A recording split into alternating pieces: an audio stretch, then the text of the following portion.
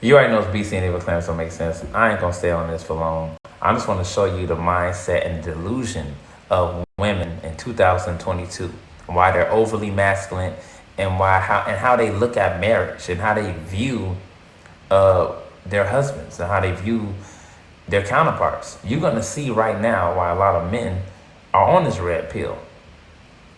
They're going to see why, and what the Bible says about this as well, that all women are supposed to be in subjection to their husband and not usurp authority over a man. That for even Abraham's wife called him Lord. But I'm going to show you with this woman why this is just, we're all doomed if women think this way, especially if your daughters are looking up to women like this. If your sisters, anyone, you're going to have a hard time in this life. I feel like for my son, I feel like, whoa, it's going to be issues because if they thinking like this, you got to weed out and have discernment. Take that route.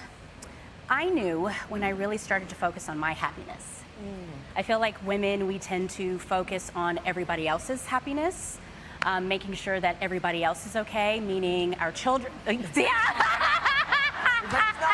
Meaning, our children, our friends, our family, but at the end of the day, the Bible says women are supposed to be keepers of home, and then on top of that, in all subjection to your husband. Your happiness is supposed to be to your husband. That's what your happiness is supposed to be. You're supposed to help him elevate, be the king. You're a helpmeet. The problem is they go into a relationship thinking that the hierarchy is out of place. Like they don't have to abide by it. This is why the Bible must be put first in all household. The head of the woman is a man, and the head of the man is Christ, and the head of Christ is the Most High. You see how she didn't mention her husband at all? You see how she didn't mention him?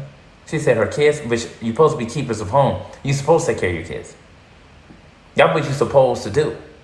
Number one, you're supposed to be teaching and raising your kids to, if you have a daughter, raise her to be a good wife. Have a son, raise him to know that he's a king. But you're supposed to show your kids that the head of this house is their father.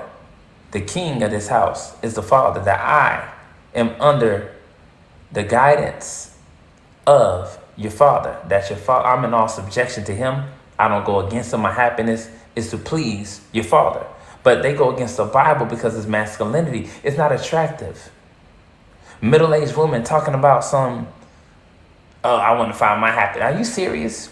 Hitting the wall? Because you just want to, oh man, it's almost too late for me. There's probably something better for me out there. This is how these women think. They monkey branch, bro. This is sad. But I ain't going to even touch on this. I want to get to the other point I'm going to make here. Because I don't want to stay on this too long. From a woman who got a divorce. And it's all about, this perspective, in my opinion, and just changing the narrative. My marriage was a success. Yeah. I look at it as like a curriculum when you're in college or high school, right? You're learning, you're growing, you're evolving, you're creating. And I was able to create with Corey some beautiful, amazing children. Yeah. And at the end of that curriculum, and at the end, there's a graduation, there's a celebration. So that... She said she wanted to change the perspective, the narrative. Because you want to change it to suit or fit your bias mentality. Because you don't want to be in subjection to your husband. You don't want to be a submissive wife. A graduation, a curriculum. So you're teaching other women and little girls out there to graduate, to be single, middle-aged with children, and to try to prance around here and live that 304 life so you can just die alone with a cat. That's graduating. See, that's different than what the Bible says. The Bible says a woman is not supposed to usurp authority over a man. A woman's supposed to be in all subjection to her husband.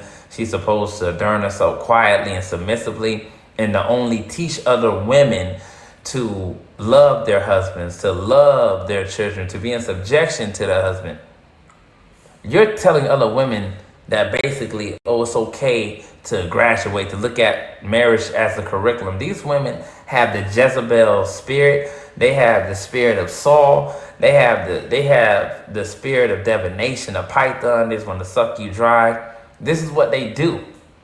And if you continuously deal with women like this, you're gonna end up on a path of destruction.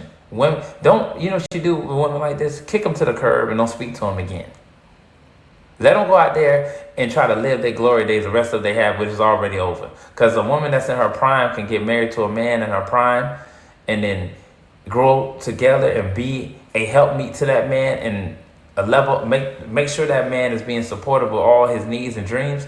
So therefore he can be the king and you can be at home and love your children, be keepers of home like the Bible states, and remain in your femininity. But all this the world has to offer is to go against the Lord, to give up to vile affections, to not know their place, have itching ears and suitable teachers. They'll go away from sound doctrine. This is what they do. This is disturbing. I ain't never heard nothing so satanic, so demonic as what this woman has spoke. And a lot of these women out there, they're clapping in the crowd. You know why? Because a whole bunch of masculine women. Women ain't never going to help another woman. They never will. They will never, ever help another woman love their husband or submit to their husband. Women are going to tell other women the opposite. And the Bible says something else. You can't make this shit up.